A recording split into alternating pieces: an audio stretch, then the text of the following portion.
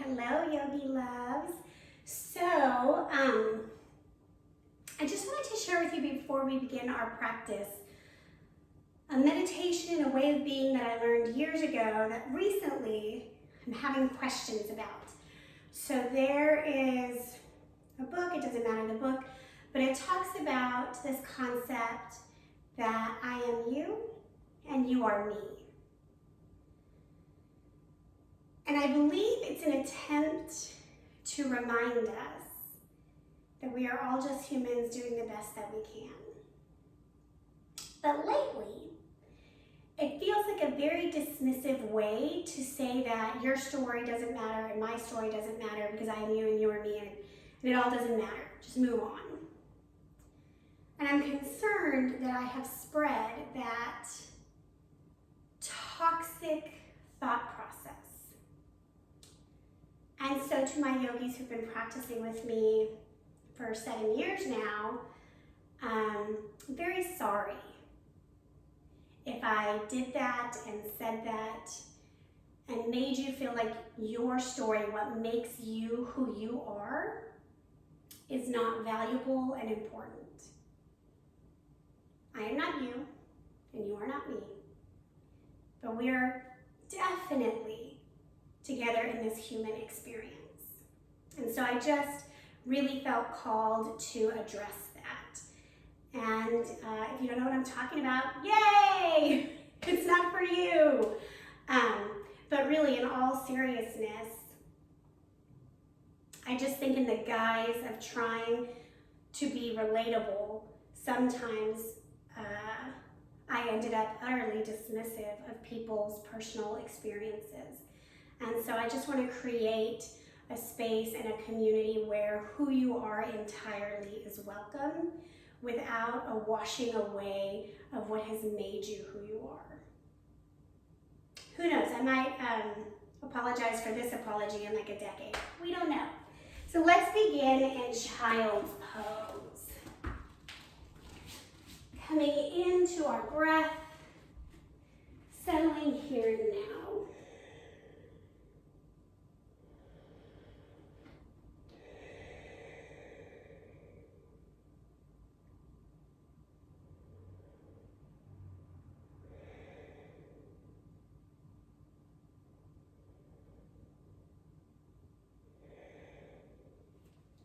Take your left arm and thread it across your body.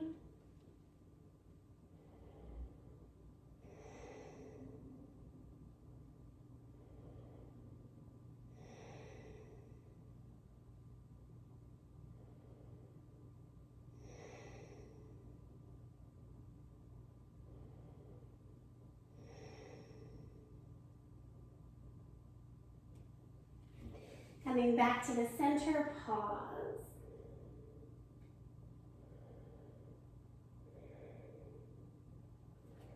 And other side.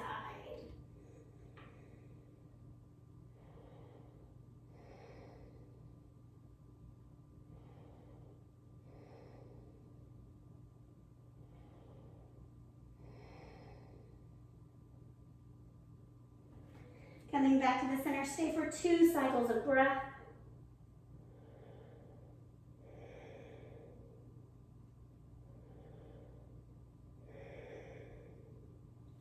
Press up all fours. 3 cow-cat. Inhaling on your cow. Exhale on the cat. 2 more, moving with your breath, letting your spine bend and curve how it feels best.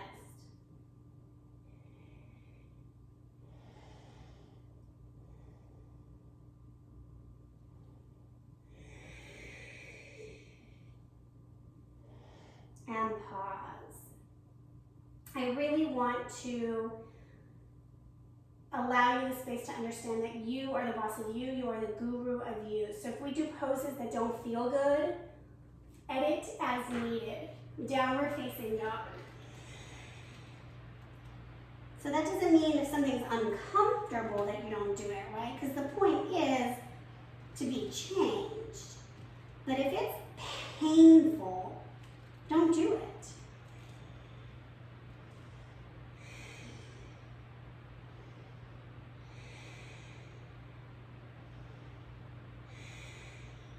Right leg forward, low lunge. I'm back in this groove, man. I love this one. Always looking to have blocks if you need to steady yourself. And my current work is taking a look at my back foot and making sure that I'm not sickling it in, that it's in alignment.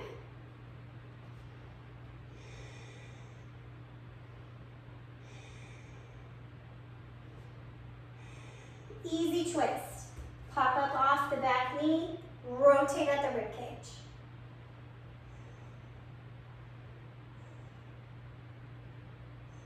Downward facing dog. Left leg forward, low lunge. I really am coming into just such an awareness of kind of maybe some of the New Age philosophies that because I understood them, assumed them to be true.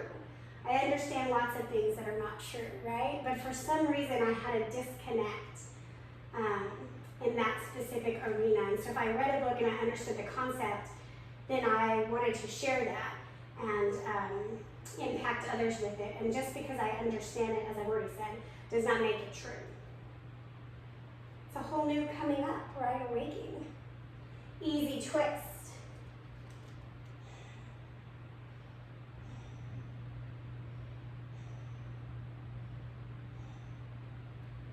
Downward facing dog.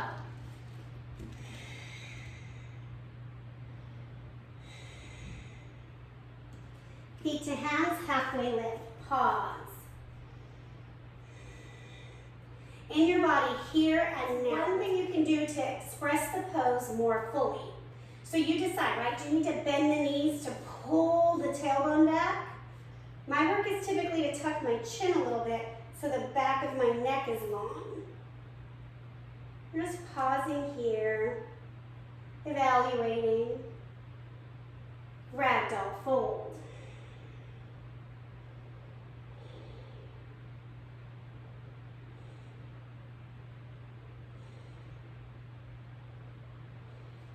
Inhale, rise up, arms come up to Tadasana, standing in your mountain, being unshakable. Right now, in this moment, nothing can sway you. Exhale, forward fold. Halfway lift. Plant your hands, knees come in towards armpits. Step it back, high push-up, pause. Lower down, untuck the toes, hands come off the mat. Inhale, lift the torso, fingertips are up, so your palms are lifted. Drop a shoulder down, look over the other shoulder.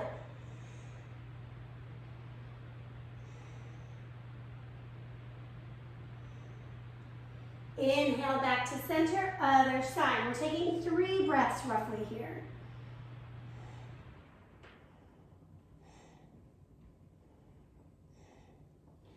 Back to center, downward facing dog.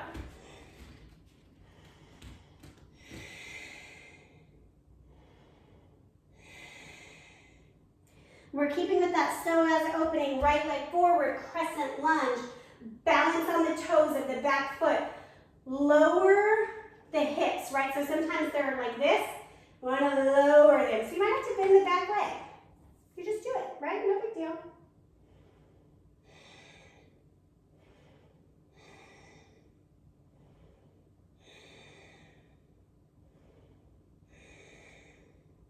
Take a twist, left arm forward, right arm back.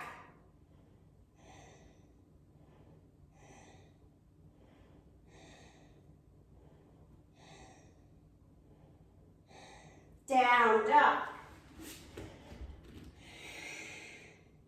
Left leg forward, crescent lunge. So same thing as the other side, right? Figure out here, my hips kind of poking up behind me. Lower. Then lift the arms.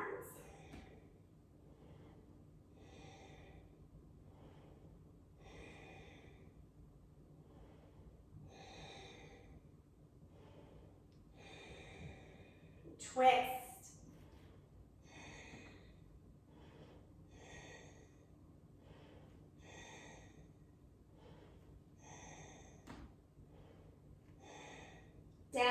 facing dog.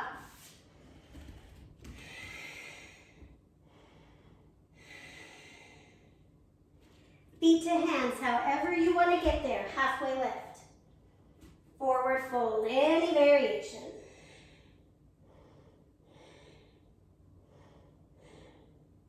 Inhale, rise up, pause. Forward fold, back down, beautiful. Halfway lift, plant the hands, high and low push up. Taking an up dog or a cobra, 3 breaths.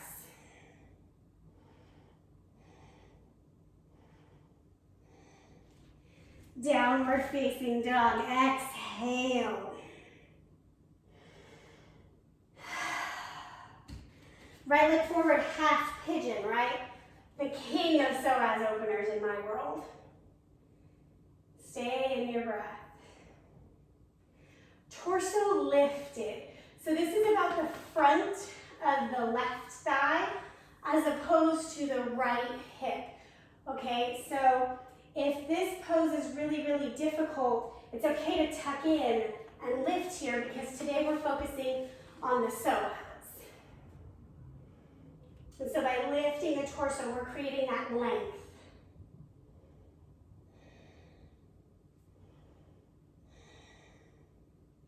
If you feel a pinching in the low back, pull your belly button to your spine.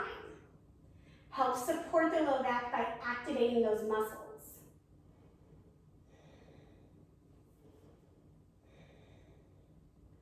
One more breath. Bring it back for downward facing dog.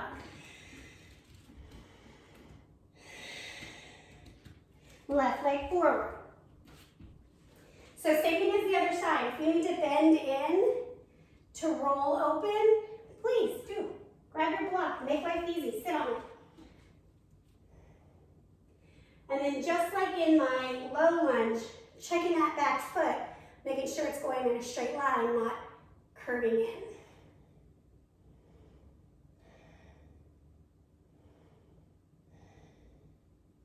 I'm just really resonating with this story of that I am you and you are me.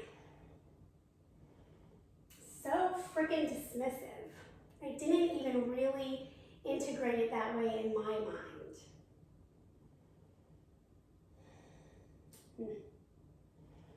Well, when we know better, we do better, right?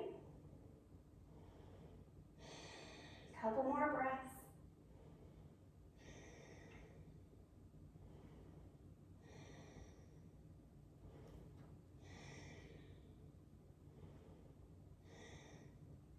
Downward facing dog. Breathe.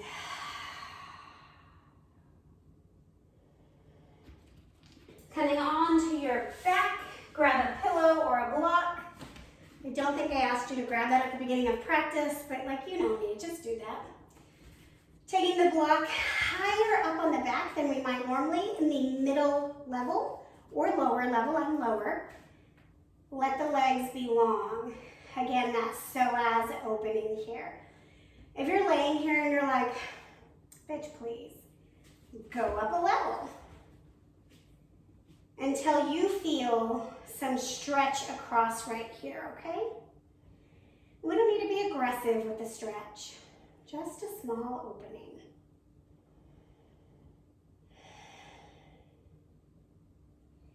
If you picked up Ujjayi breath just intentionally on your own, because I did not call it, go ahead and let that go.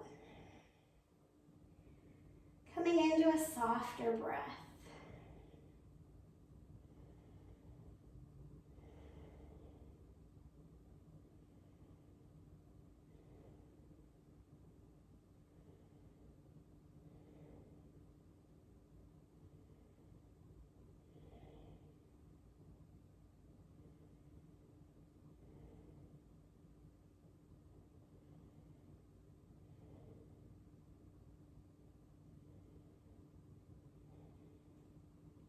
If you are loving this stretch and you want to stay here for your final pose, please do. If you'd like to come out, please bend the knees, lift the hips, remove the block, Pause. And then extend long. As you begin to settle in your Savasana, my hope for you is that you just rest ease, right? Bringing ease in. Every exhale, releasing something that's blocking you from just existing. Sometimes it's worries about what's next in your day. Sometimes it's anxious thoughts about what's already occurred. And I invite you for the time being to just rest in ease.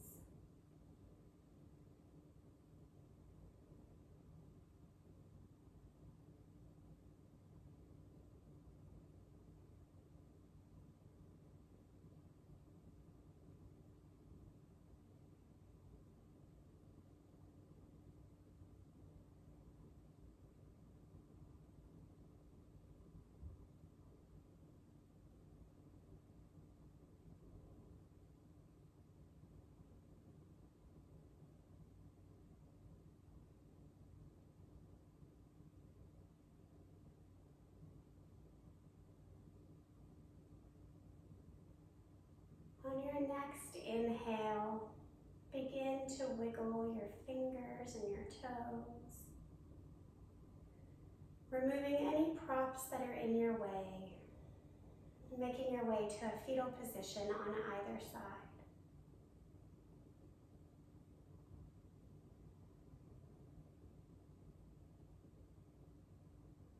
Once you're in your fetal position, I'd like to invite you to give yourself a moment of thanks. You made time for your practice to move your body.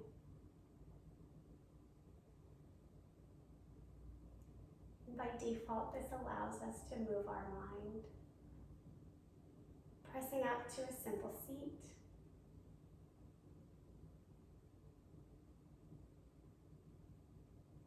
Noticing if you feel a greater energetic flow. And it's okay if you don't. Bring your hands to heart center.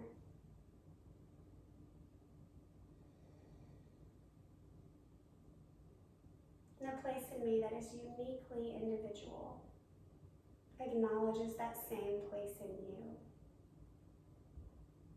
And together we say, Namaste.